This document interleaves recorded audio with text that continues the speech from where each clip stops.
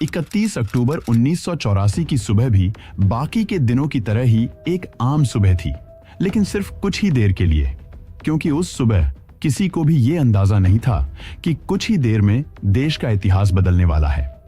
दरअसल उस रोज भारत की तत्कालीन प्रधानमंत्री इंदिरा गांधी को अपने रेजिडेंस के पास ही बने किसी दूसरे बंगले तक जाना था, जहां एक ब्रिटिश एक्टर और फिल्म मेकर उनका इंटरव्यू लेने वाला था।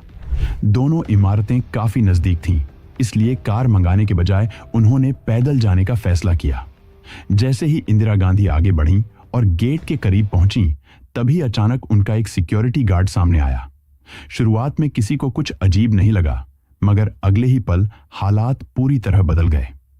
उस गार्ड ने अपनी रिवॉल्वर निकाली और बिना चेतावनी दिए इंदिरा गांधी पर लगातार 3 गोलियां चला दी। गोलियां लगते ही इंदिरा गांधी जमीन पर गिर पड़ी, लेकिन कहानी यहीं खत्म नहीं हुई। उसी समय वहां मौजूद एक दूसरा गार्ड भी आगे आया और उसने अपनी ऑटोमेटिक गन से ताबड़तोड़ फायरिंग शुरू कर दी। कुछ ही सेकंड्स में इंदिरा गांधी के शरीर में कई गोलियां लग चुकी थीं। हालांकि तब तक उनकी सांसें चल रही थीं। हालात गंभीर थे, इसलिए उन्हें तुरंत हॉस्पिटल ले जाया गया, लेकिन तमाम कोशिशों के बावजूद डॉक्टर्स उनकी जान नहीं बचा पाए।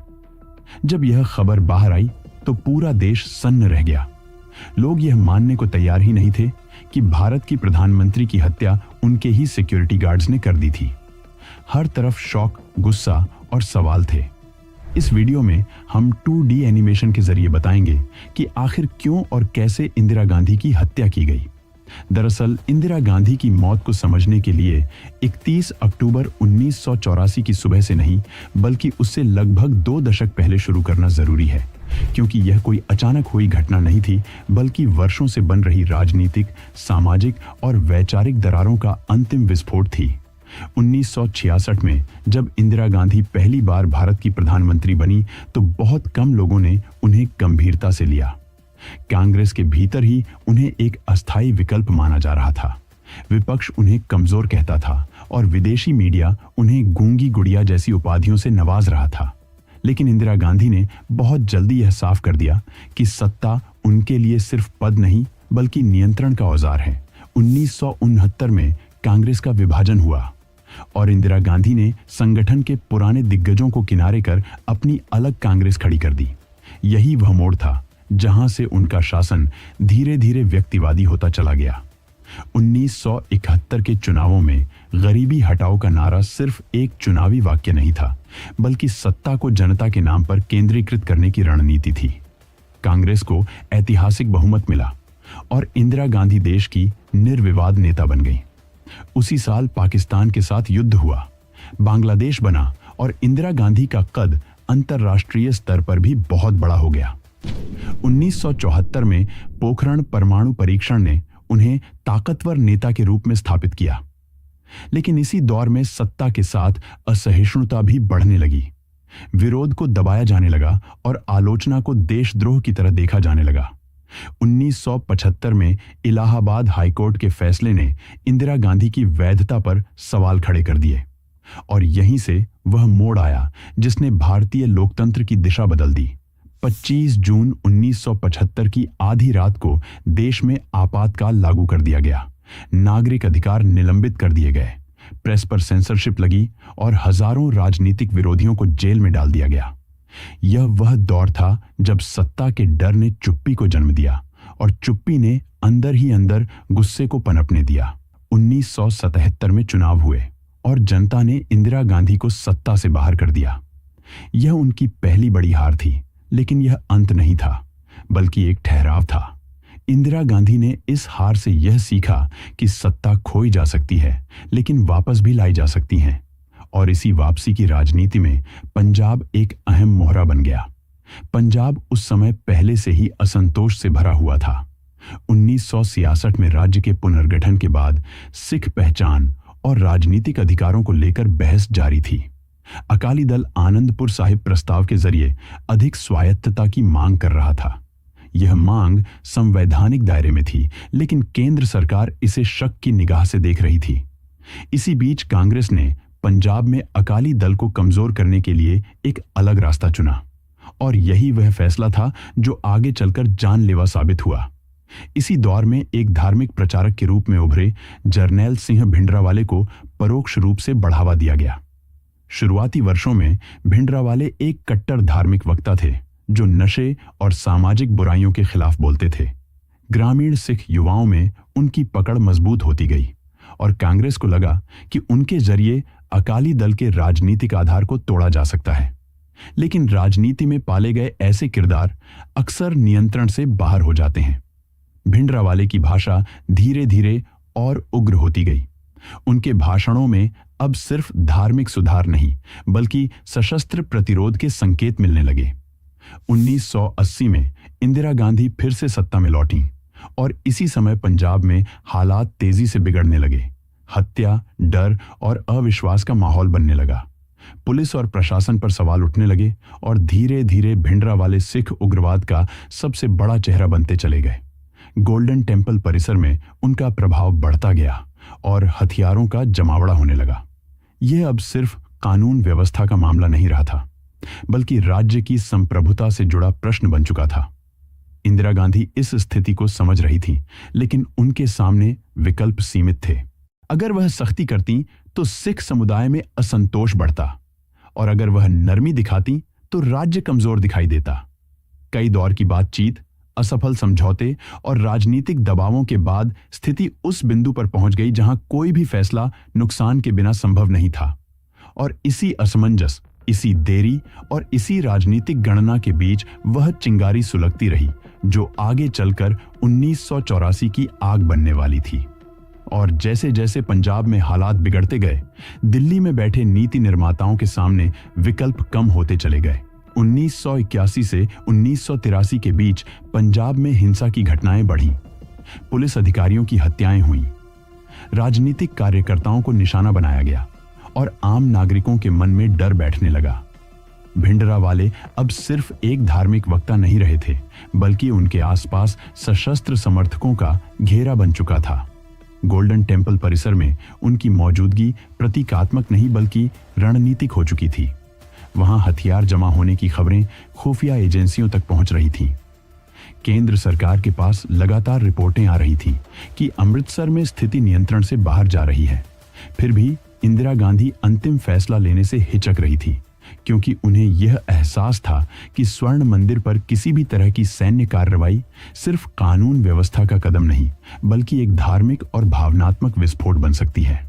महीनों तक बातचीत के प्रयास हुए, अकाली दल के नेताओं से मुलाकातें हुई, बीच बीच में नरमी और सख्ती के संकेत दिए गए, लेकिन जमीन पर हालात लगातार बिगड़ते चले गए।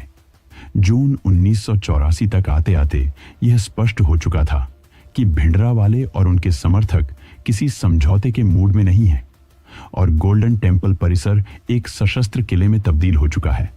सेना और खुफिया एजेंसियों का दबाव बढ़ रहा था कि अगर अब भी कार्रवाई नहीं हुई तो स्थिति हाथ से पूरी तरह निकल सकती है। और यहीं इंदिरा गांधी के जीवन का वह सबसे कठिन और विवादित निर्णय आकार लेने लगा। जून 1984 की शुरुआत में ऑपरेशन ब्लू स्टार को अंतिम मंजूरी दी गई। यह फैसला बंद कमरे में लिया गया था और बहुत सीमित लोगों को इसकी जानकारी थी। उद्देश्य साफ बताया गया था कि उग्रवादियों को हटाना है, धार्मिक स्थल को नुकसान नहीं पहुंचाना है और आम नागरिकों की जान बचानी है। लेकिन जब सेना ने 3 जून की रात से गोल्डन टेम्पल परिसर को घेरना शुरू किया तो हालात योजना से कहीं अधिक जटिल निकले। मंदिर के भीतर भारी हथियार मौजूद थे। उग्रवादियों ने जवाबी फायरिंग की और सेना को आगे बढ़ने में भारी नुकसान उठाना पड़ा। 5 और 6 जून की रात तक लड़ाई अपने चरम पर पहुंच चुकी थी। गोलियों और धमाकों की आवाजें उस स्थान से आ रही थीं जिसे सिख समुदाय अपनी सबसे पवित्र आस्था मानता है। आखिरकार 7 जून को सेना ने नियंत्रण हासिल कर लिया। भिंडरावाले मारे गए, उग्रवादी ढांचा टूट गया, लेकिन इस सैन्य कार्रवाई की कीमत बहुत भारी थी। अकाल तख्त को गंभीर नुकसान पहुंचा, निर्दोष श्रद्धालुओं की मौत हुई और पूरे सिख समाज के भीतर एक गहरा आघात बैठ गया।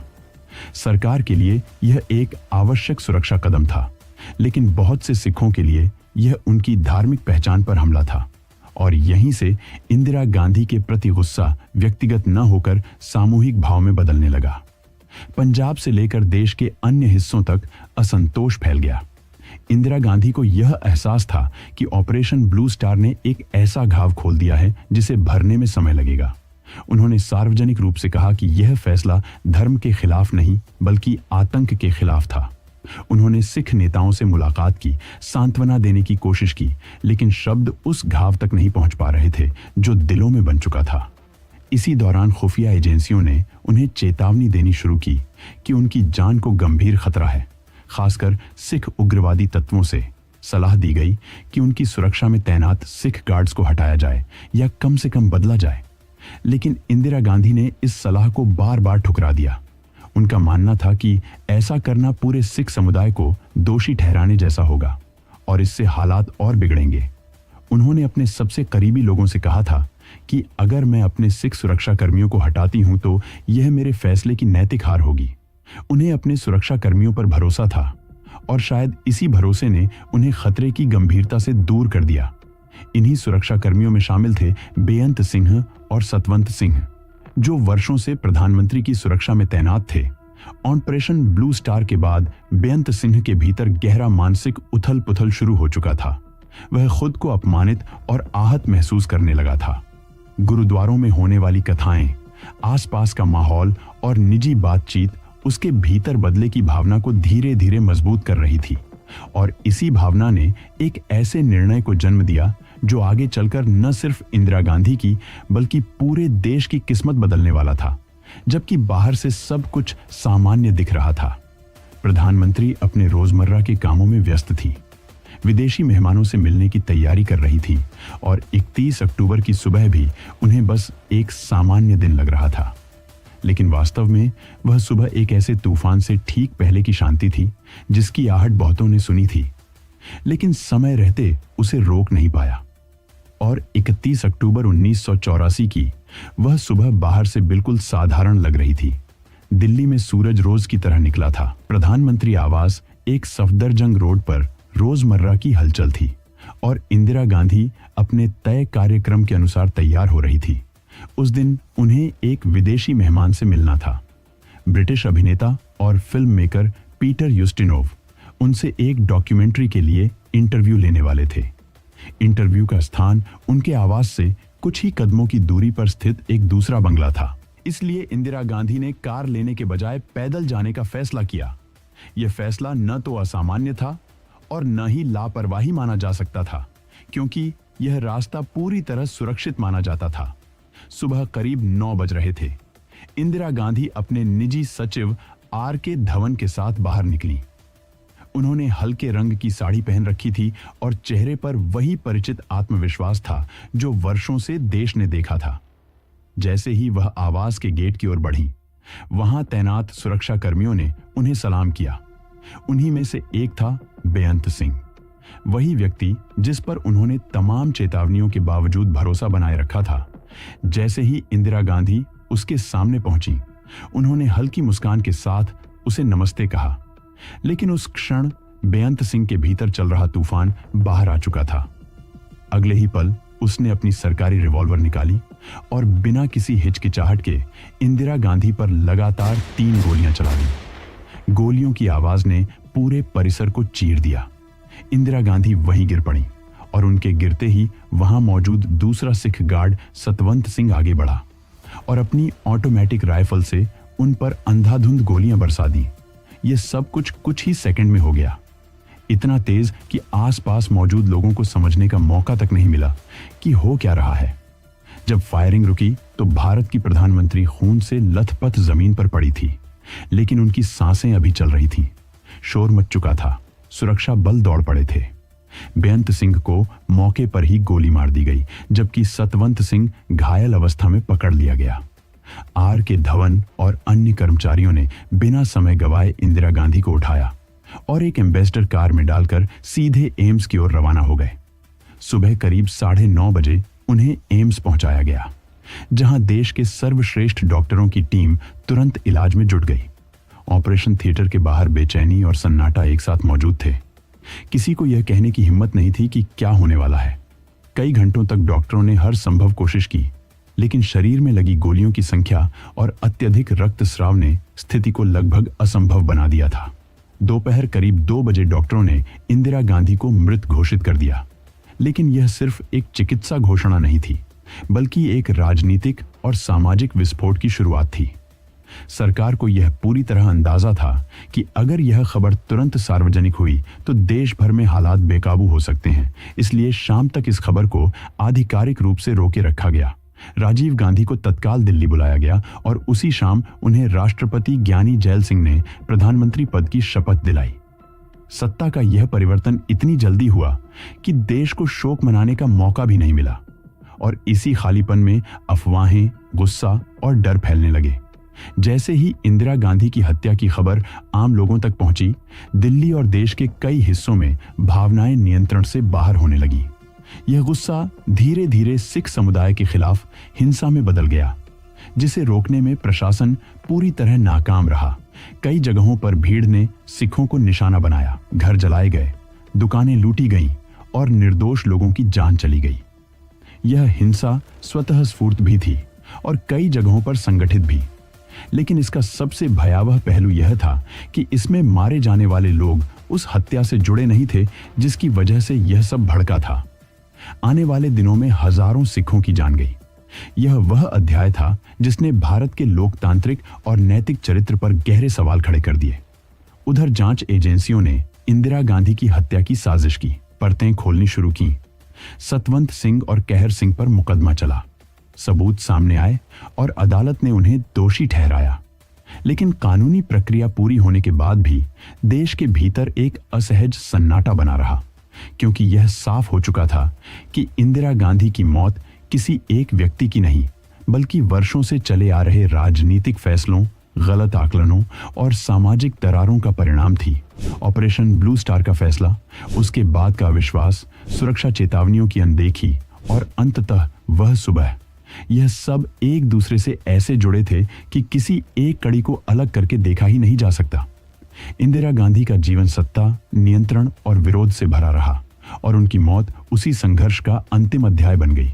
लेकिन इस कहानी का सबसे कड़वा सच यह है कि उनकी हत्या के बाद जो हुआ, उसने यह साबित कर दिया कि हिंसा कभी एक ही जगह नहीं रुकती। वह आगे बढ़ती है, निर्दोषों को कुचलती है और इतिहास पर ऐसे निशान छोड़ जाती हैं जिन्हें मिटाने में दशकों लग जाते हैं। और शायद यही वजह है कि इंदिरा गांधी की मौत को सिर्फ एक हत्या के रूप में नहीं, बल्कि एक चेतावनी के रूप में याद किया जाना चाहिए। एक ऐसी चेतावनी कि जब सत्ता और समाज के बीच संवाद टूट जाता है तो उसकी कीमत सिर्फ नेता नहीं, बल्कि पूरा देश चुकाता है। दोस्तों, अगर आपको हमारी ये 2D एनिमेशन वाली वीडियो पसंद आई हो तो वीडियो को एक लाइक और कमेंट जरूर करें। साथ ही चैनल को सब्सक्राइब करना ना भूलें, क्योंकि हम आगे भी ऐसे ही सच्ची और अहम कहानियां 2D एनिमेशन के जरिए आपके लिए लाते रहेंगे।